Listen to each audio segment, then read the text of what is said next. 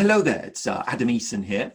I'm over on my YouTube channel and on my blog. I've spoken about and written about regression often, for example.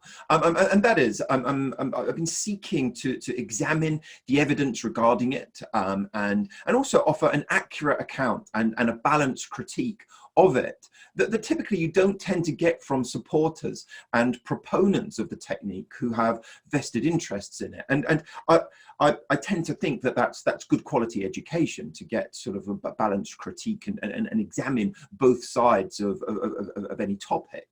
And I wanted to do something similar with past life regression. That's what this video is about. So I'm just going to share my slides with you here and give you something slightly more interesting to look at. I'm going to put myself up in a box in the corner there. A few months ago, I found myself in one of those slightly awkward situations, and whilst at an event, a husband and wife couple were introduced to me, and their names were prefixed with the sentence, "Here are two people you'll have a lot in common with, Adam. They are really into past life regression too," and then gave their names, the opening sentence, the lady said, "We're also real believers in psychic phenomena," and so on. And they seemed like really lovely people, and I was actually happy to spend some time with them. That the husband told me that he undoubtedly knew that a former close friend of his who had passed away was still hanging around, and that his presence was regularly felt. And I asked for an example of this extraordinary happening, and he said, well, one day I felt like a rub on the back of my neck, and I just knew it was him.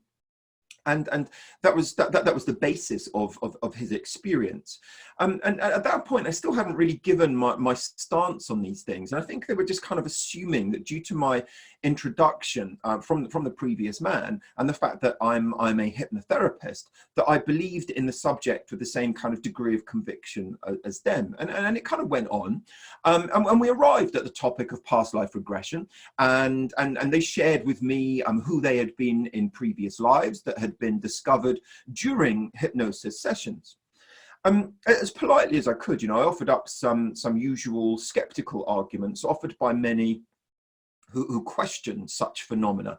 And I did say that, without first-hand experience of their situation, I couldn't comment with too much conviction. And it kind of fizzled out due to my lack of equal enthusiasm about the topic. I think in the end, they found me quite boring. But this is a single recent example of many. And it just kind of made for a bit of a sort of awkward situation. And I get asked about past life regression a lot. I also see a lot of hypnotherapists offer it as a therapeutic tool. Lots of hypnotherapy teachers teach it. And so, as I said at the top end of this video, I thought I'd record a video all about the evidence for and against its use within the hypnotherapy field. So past life regression is a technique that attempts to use hypnosis in order to recover memories from previous lives. So according to past life regression therapists, many mental health issues that patients experience may have their, oh, sorry, I've been skipping ahead there with my, according to, sort of past life regression therapists, many mental issues, as I've put up on this slide, that patients experience may have their origins in traumatic experiences of past lives. If you keep wondering why is Adam staring over there, that's because that's where my screen with the slides are on over there. So I just want to check and make sure I'm not just being distracted or bored.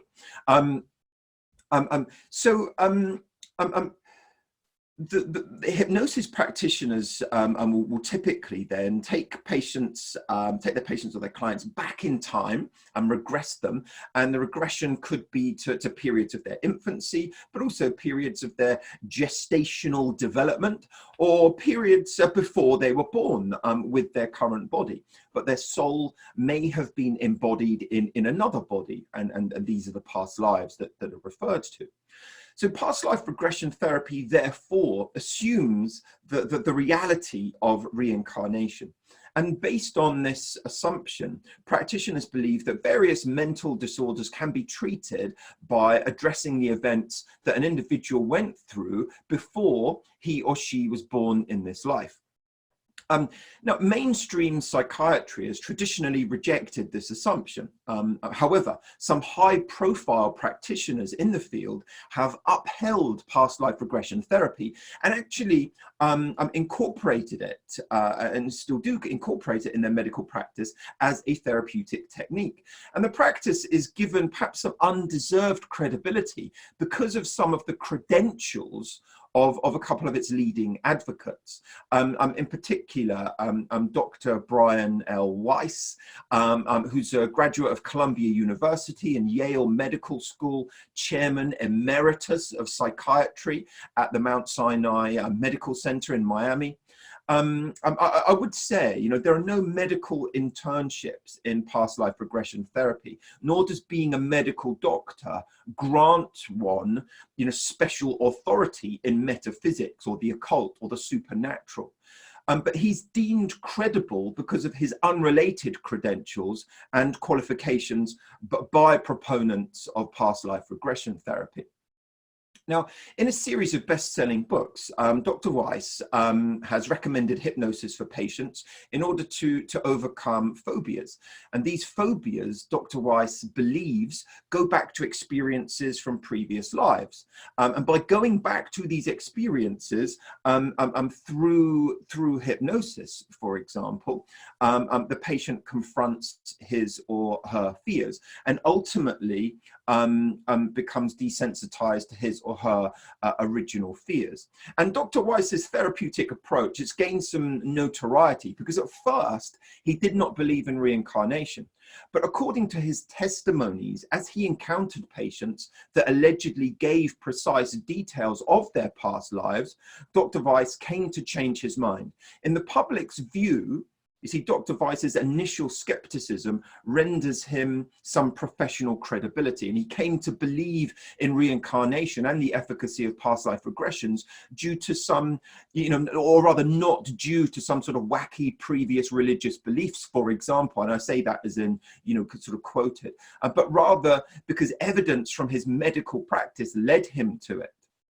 So although the medical establishment does not favor these procedures, there is a high demand for them in the general population.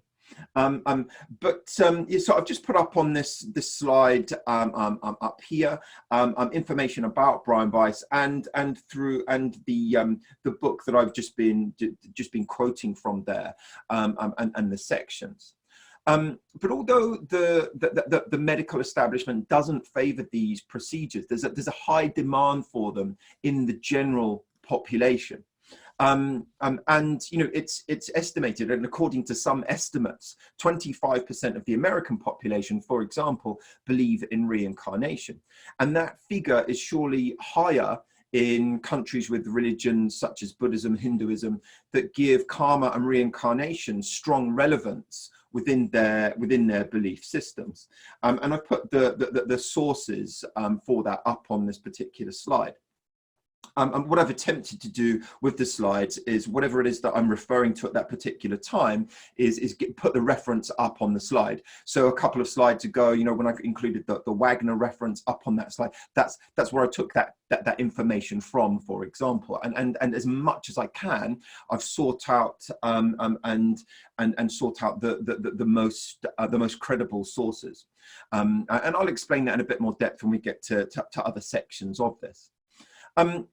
But for the most part, professional psychiatric associations have refused to offer support to these techniques, but they've not gone further in calling into question the ethics of such procedures.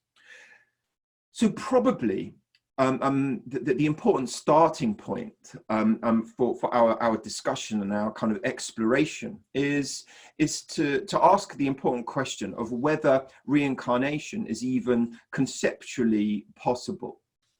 And reincarnation beliefs are quite ancient. In ancient Greece, pre-Socratic philosophers speculated about the soul traveling from one body upon death to another newly born. And these beliefs were not particularly important in Western societies, but in the East, they did become quite prominent. First during the Vedic period, and then with some of the great religious reforms by Buddha and Mahavira. Yet even from early times, some philosophers realized that regardless of the actual evidence, there are some conceptual objections to reincarnation. So first, there's the problem of population growth. The human population has increased continuously throughout history. So in 8000 BCE, the human population was at about 5 million. Today, it's at about 6 billion. Now, if the doctrine of reincarnation is true, the number of souls is constant. For when someone dies, his or her soul does not become extinct. And when someone is born, her soul is not new, as it's traveling from another body. However, if the number of souls is constant, how can we explain the increase in the number of bodies? Presumably in the year 8000 BC, there were 5 million souls in the world. Today, presumably, there are 6 billion souls. So where did these additional souls come from? In truth, this particular objection, it's not a strong one. It's not really that formidable. But according to reincarnation doctrine, there's no reason to assume that no new souls can be created. Even if the number of souls is constant, some of them could have a disembodied existence while they wait for new bodies to come into existence as the population increases. Furthermore, if, as Hinduism teaches, for example, reincarnation need not only take place among human beings, then the remaining souls could also be embodied in animals while they wait for new human bodies to be born. However, there are some other important conceptual objections. If reincarnation is real, it's nevertheless true that most people do not remember their previous lives. Now, without memories from previous lives, how can we allege that someone is the same person? Or as philosophers would phrase it, numerically identical, as the one who lived in the previous life. So for the sake of argument, we may admit that the criteria of personal identity, the criterion of personal identity, that is, how do we make sure that a person at a given time is the same person at another time? We may be able to admit that the criterion of personal identity, therefore, is not the body. But under this assumption, one need not have the same bodily continuity in order to be considered the same person, as long as there is at least some psychological continuity. So the philosopher John Locke famously argued that if a prince would wake up in the body of a cobbler, but would keep his memories of a prince, then he would still be the prince. Nevertheless, the problem with reincarnation is that there is precisely no psychological continuity, as most people do not remember their previous lives. By the psychological criterion of identity, then, we cannot be someone of whom we have no memories. So defenders of reincarnation claim that we have no memories from our earliest infancy, but that does not mean that we are not the same person. So furthermore, patients with memory impairments, such as those with Alzheimer's disease, for example, have few, if any, memories of their life. But again, that does not mean that they are not the same person. However, philosophers rather, have usually pointed out an important caveat regarding psychological identity criterion. If there is a chain of memories from one stage to a later stage, then identity gets preserved. So for example, an elderly general may have memories of his time as a young officer, and this officer had memories of his childhood, then we can say that the elderly general is the same person as the child. Yet in the case of reincarnation, there's no such chain. Now, apart from these conceptual problems specific to reincarnation, there are also conceptual problems regarding the existence of souls. The doctrine of reincarnation assumes that souls exist. That is, as a person's soul abandons his or her body upon death and enters another body at the moment of birth.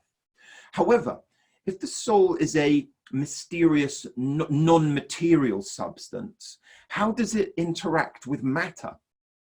Back in the 17th century, philosopher René Descartes was aware of this problem, and he argued that the soul and the body interact in the pineal gland. Now, we know that this is wrong, that the pineal gland has no cognitive function. Modern neuroscience shows us that. But even if it did, the problem remains: how does a non-physical substance make its entry into the physical universe and become a causal agent? So let's just move on. Our next logical step, as far as my exploration is concerned, is to examine the evidence for reincarnation then. So as early as the times of Plato, some philosophers have tried to offer evidence that seems to support the reincarnation hypothesis. According to a famous argument that was laid out in Plato's Phaedo, we do have knowledge. That is, all of us have some knowledge that we could not possibly have acquired in this lifetime. And Plato was intrigued by the abilities of some people to do certain things that they never learned to do. So in Plato's estimation, learning is actually a form of reminiscence. And in education, while we're stimulated by our teacher's questions, we come to remember things from our previous lives. It's no doubt true that we have innate knowledge and innate mental contents. Nevertheless, as opposed to what Plato believed, that doesn't necessarily imply that it comes from previous lives. Actually, our brains may be genetically hardwired for certain mental traits and some specific innate knowledge. We don't need to have been bitten by a snake in a previous life in order to innately fear snakes.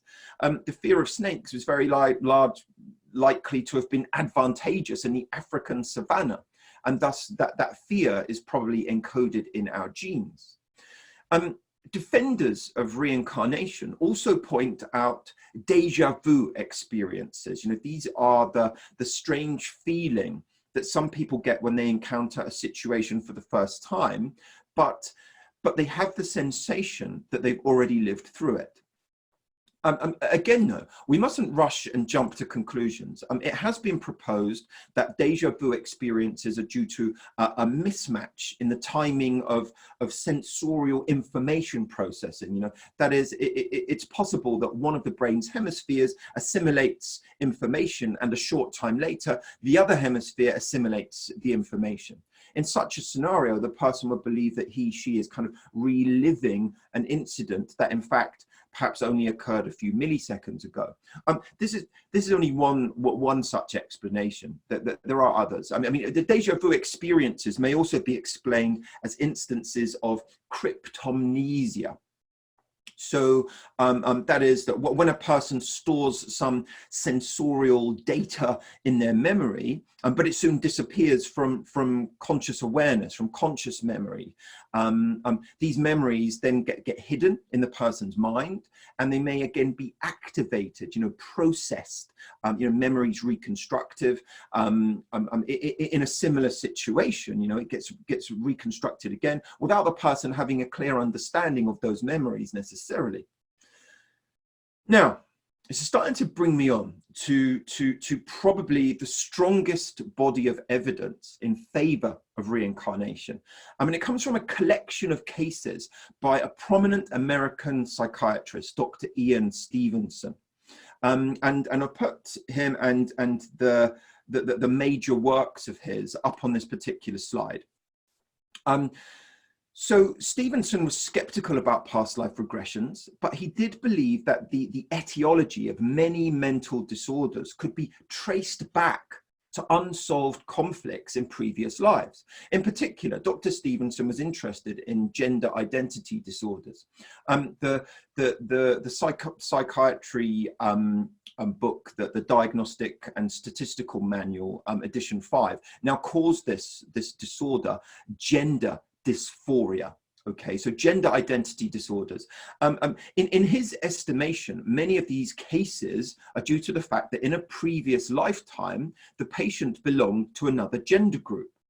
Now, Stevenson's main area of research was the phenomenon of children who alleged to remember previous lives. And he collected a considerable amount of cases in India, Sri Lanka, Turkey, Brazil, Lebanon, and the US.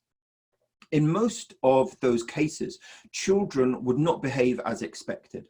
That is, many of these children would speak rudely to their parents, for they believed themselves to be their own grandparents, for example. According to Stevenson's reports, other children developed attitudes and interests not in accordance with their age. So, Stevenson interpreted this as coming from a previous life. Some children developed particular phobias with no particular experience to activate them. Again, he speculated that these phobias came from traumatic events in previous lives in the text that I've put up on this slide. In a majority of cases investigated by Stevenson, children alleged to be the reincarnation of some member of the same family. In other cases, however, children alleged to be reincarnation of persons with the family of whom the child's family was not acquainted. And some of these children were capable of giving details regarding their previous lives without any possibility of the child having known these details through other means. So, in one case, a boy from a village claimed to be the reincarnation of a man who died some decades ago and lived in a distant village. The child had never abandoned his own village and therefore never had the opportunity to know the details about this man's life.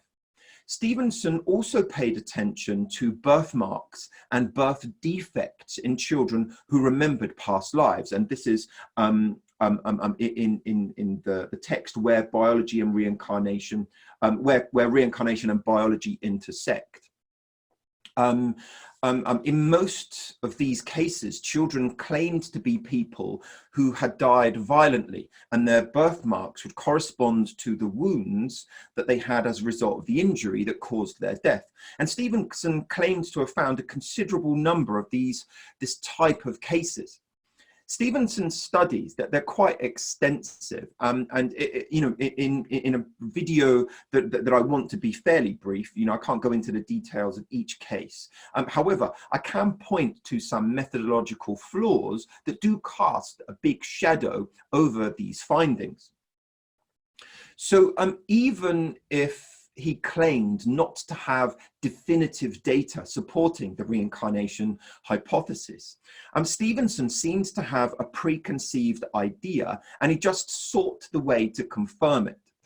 So he may have been guilty of confirmation bias. All Stevenson ever did was look for cases that seemed to confirm his initial preconceived hypotheses, and he ignored the massive amount of cases that do not fit his initial expectation. The number of children who did not remember past lives far exceed the number of children who did.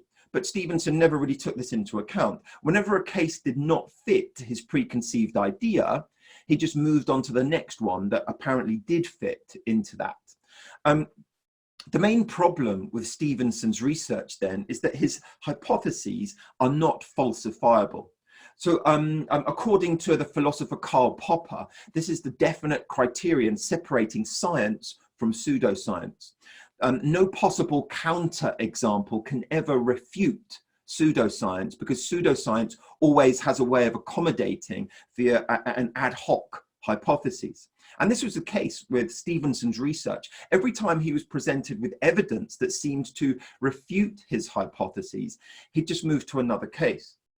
So Stevenson was apparently apt at verifying his hypotheses, so hence he had a lot of data, but not apt at confronting evidence that was contrary to his theories. So in his research, unlike true scientific research, there was no possible counterexample that he would be willing to take as a refutation of his claims.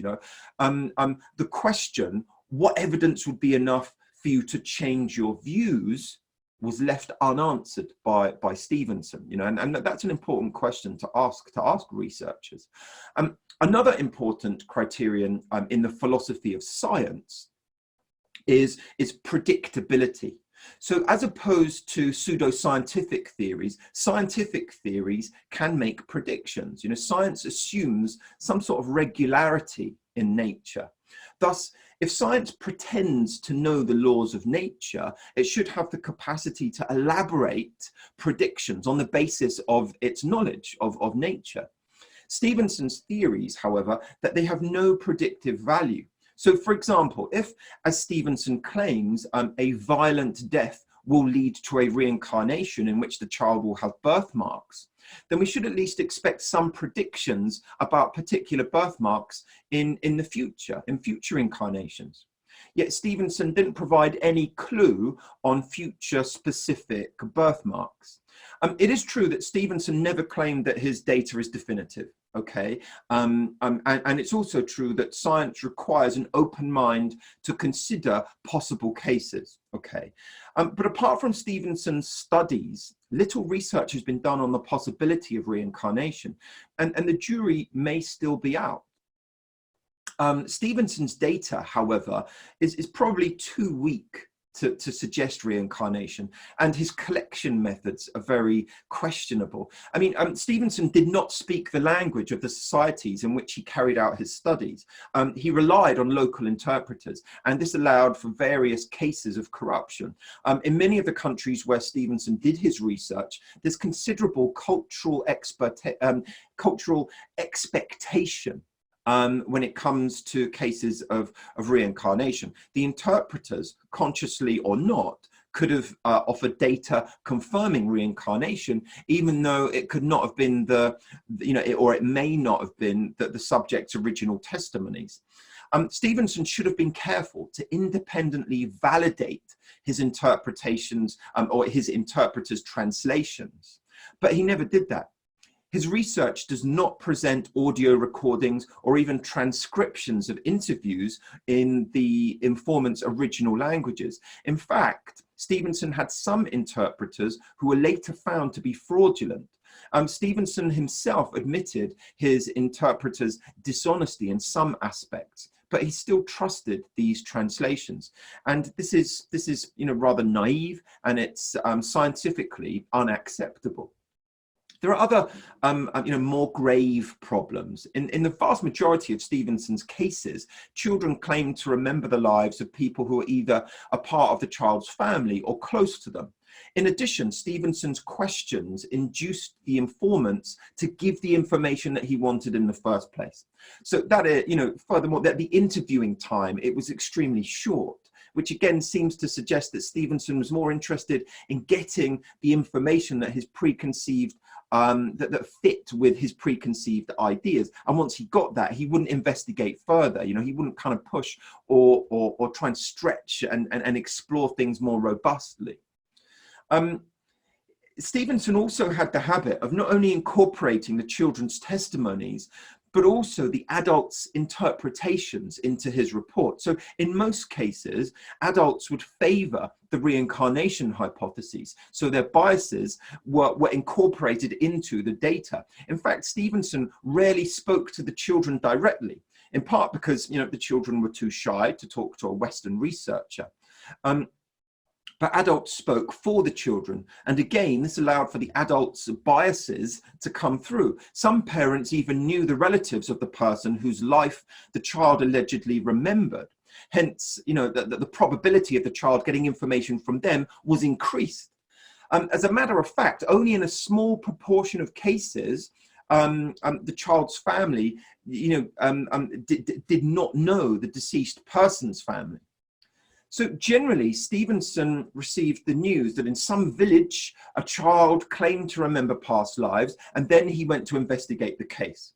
So between the time that he received the news and finally reaching that village, a lengthy time, between 3 weeks and 2 years had passed. And during that time, the child's family could have met the deceased person's family, they could have gathered information, and ultimately, that information reached the child. But by the time Stevenson arrived, the child would be able to give some specific details. And of course, they would not come from the child's alleged memories, but rather from the information that came as a result of the family's encounters. So, the fact that the majority of the cases investigated by Stevenson were violent deaths also does raise some suspicions. And violent deaths are much more publicized than non-violent ones. And that increases the availability of information and hence the probability of the child gaining details of the deceased person's life. The fact that most of these cases take place where reincarnation is a mainstream religious belief also raises suspicions. The child's family may already be conditioned to believe that the child does remember a previous life, and they may actually encourage such beliefs in the child. Any small gesture coming from a child may be interpreted as a sign of remembering past lives, and this further serves as feedback for the child to kind of elaborate on his or her claims and fulfill the parents' expectations. In the cases that were collected by Stevenson, there also seemed to be a correlation between the culture's beliefs and the way the cases develop. So, for example, in cultures where it's not accepted that someone may reincarnate in the opposite sex, no child would remember a previous life from the opposite sex. In matrilineal cultures, children mostly remembered the lives of matrilineal relatives, whereas in patrilineal cultures, children remembered the lives of patrilineal relatives. There's also the issue that many of Stevenson's cases were from India, and this raises the suspicion that some children may claim to remember the lives of people from upper castes as a way to scale upwards in the caste system. This is a critique from within the literature. All these methodological problems come up as a result of a central flaw in Stevenson's research, and that is that all he really did was collect anecdotes. And anecdotal evidence may be useful at first, but it's not enough to build a strong case for a hypothesis. Furthermore, as Carl Sagan famously claimed, extraordinary claims require extraordinary evidence. Reincarnation is an extraordinary claim, but Stevenson's investigations are not that extraordinary evidence.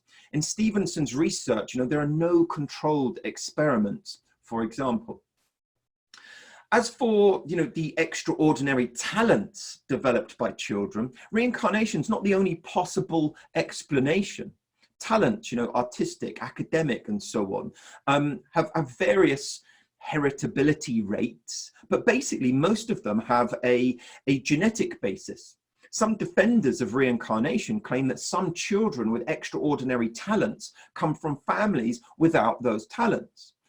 However, that's not necessarily a good enough argument, because it ignores the basic law of Mendelian genetics. A given trait may disappear in one generation and reappear in another.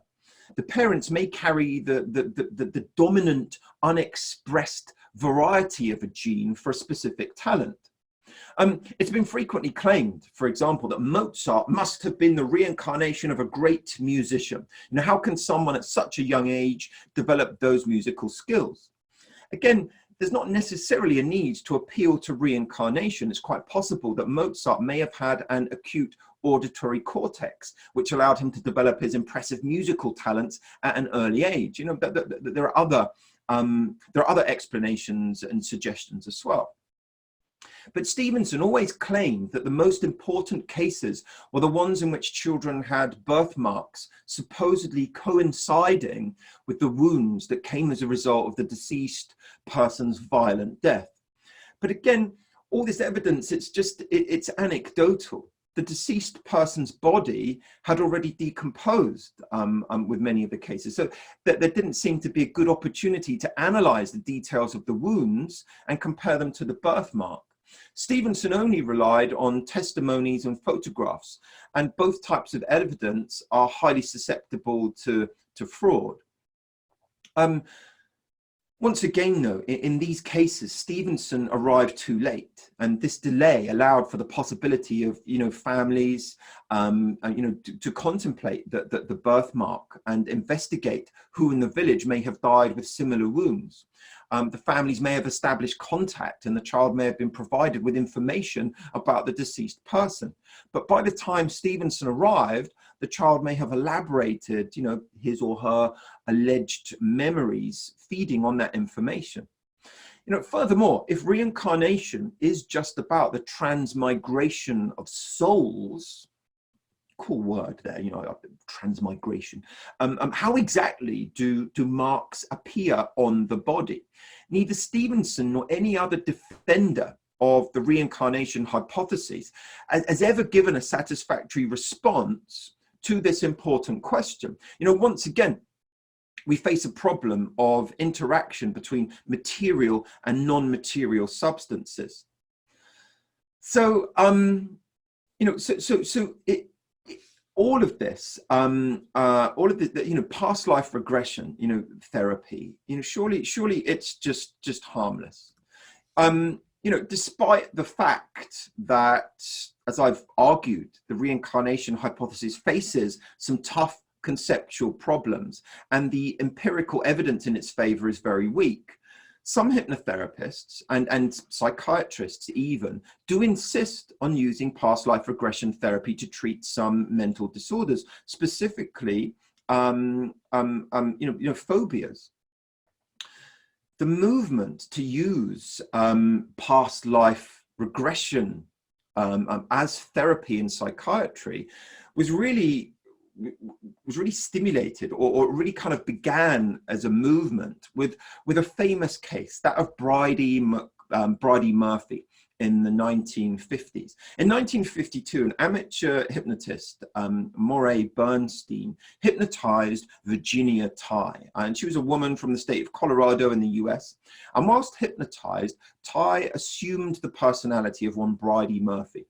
Allegedly an Irish woman from the 19th century, and Tighe had never traveled to Ireland, but in the hypnosis sessions, she spoke with a British accent, and surprisingly, she gave precise details about Irish life in the 19th century.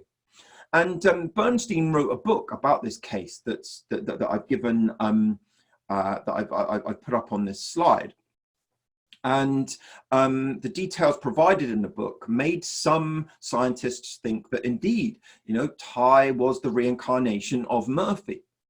However, as the case drew the attention of the media, some reporters went to Ireland to investigate and found out that Tighe's details had some flaws. The registry details of the town where Murphy had allegedly been born did not match the local records. Tighe claimed that in her previous life she lived in a wooden house, but in fact, in her alleged hometown, there were no wooden houses. It turned out that one Bridie Murphy Corwell had been a neighbor to Tighe during her childhood.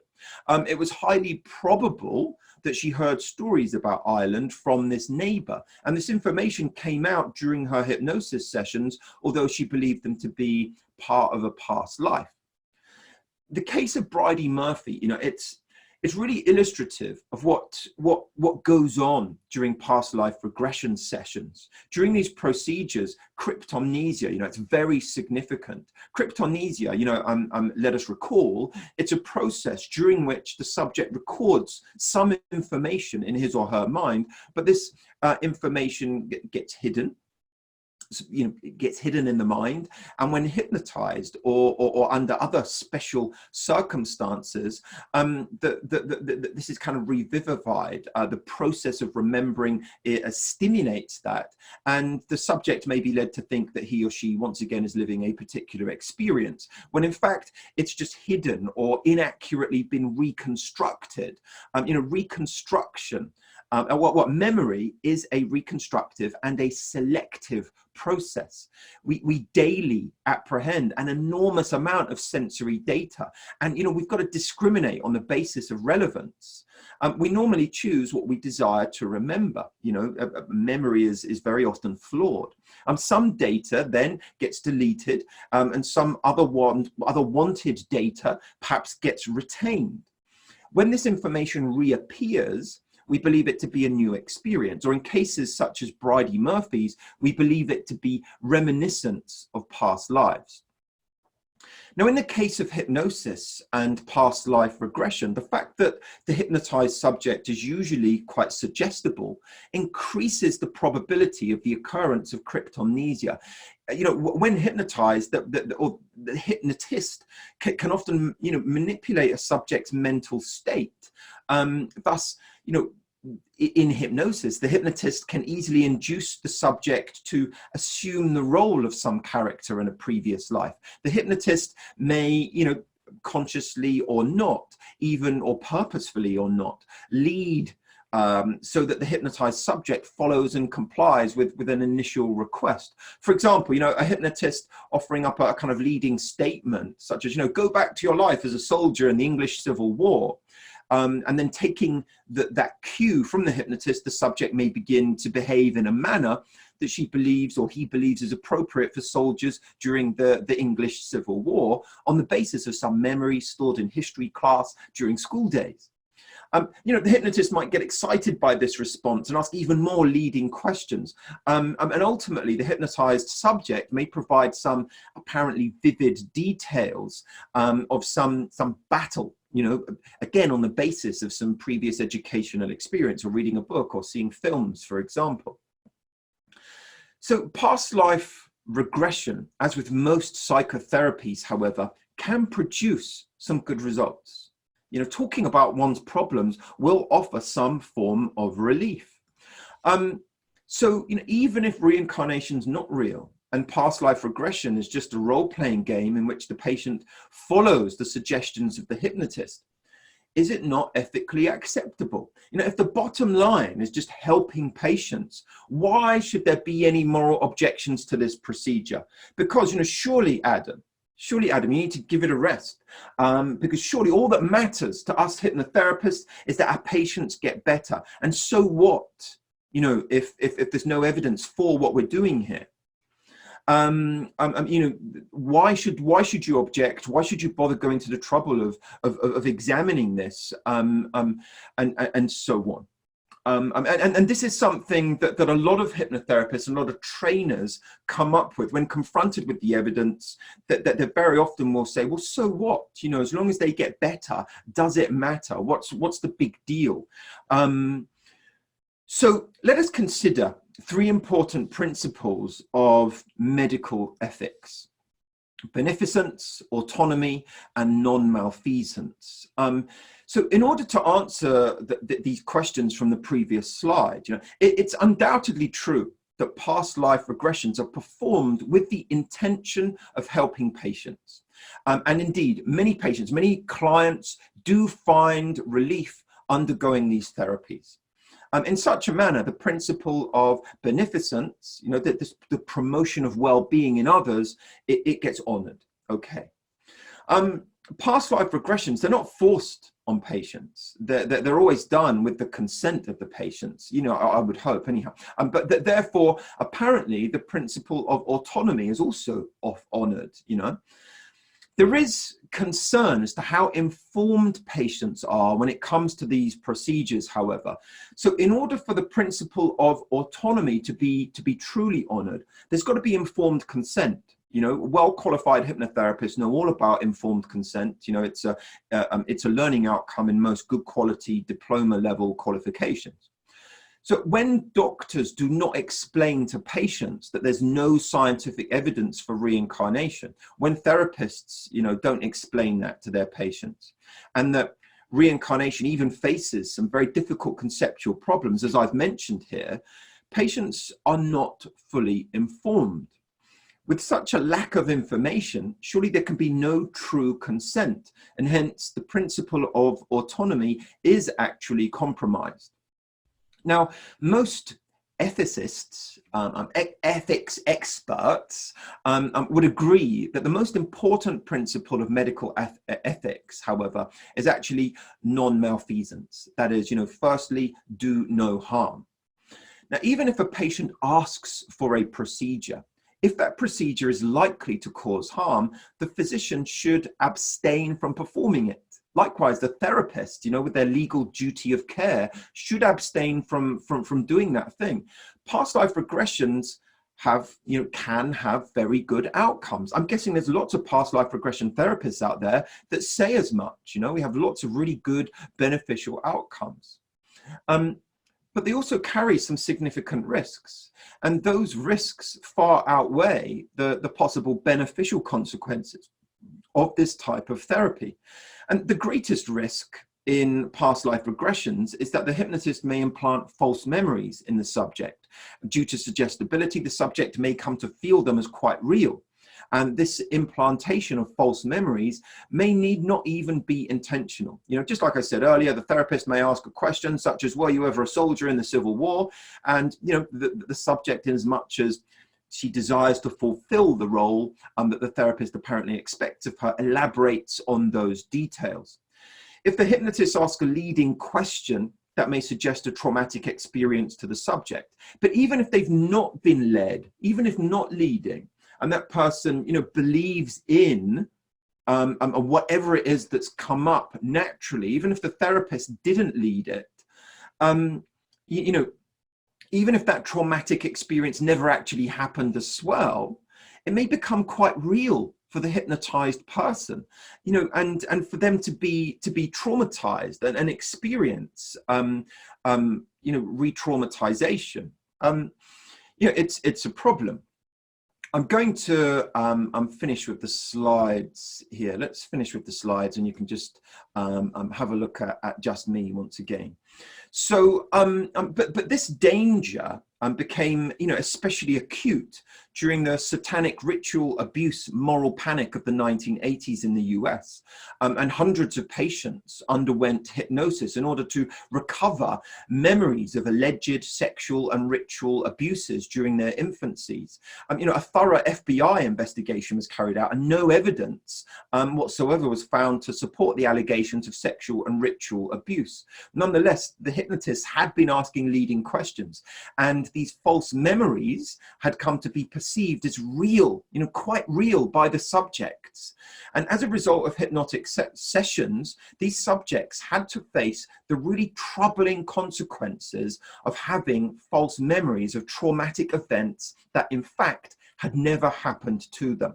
And, I know that some people defend this and say, well, you teach people not to lead then. But even if you're not leading, even if you're doing it as ethically as you possibly can, and traumatic, past life memories came up, and you believe in those traumatic events, I don't see how you think that can be a good thing, how you think that can be a useful thing.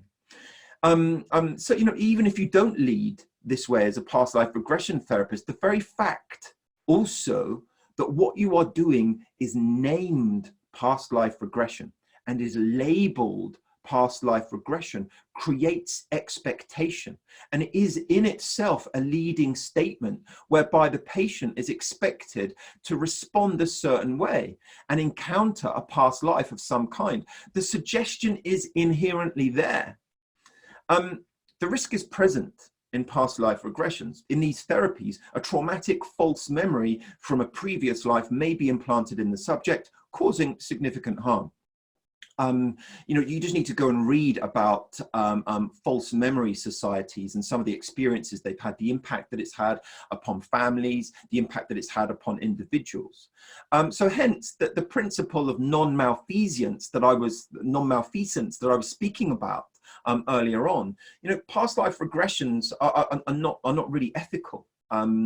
Furthermore, you know, the time and resource that is used, some might say is wasted on past life regressions, could be better allocated to therapies that are far more efficient, you know, especially in the treatment of phobias.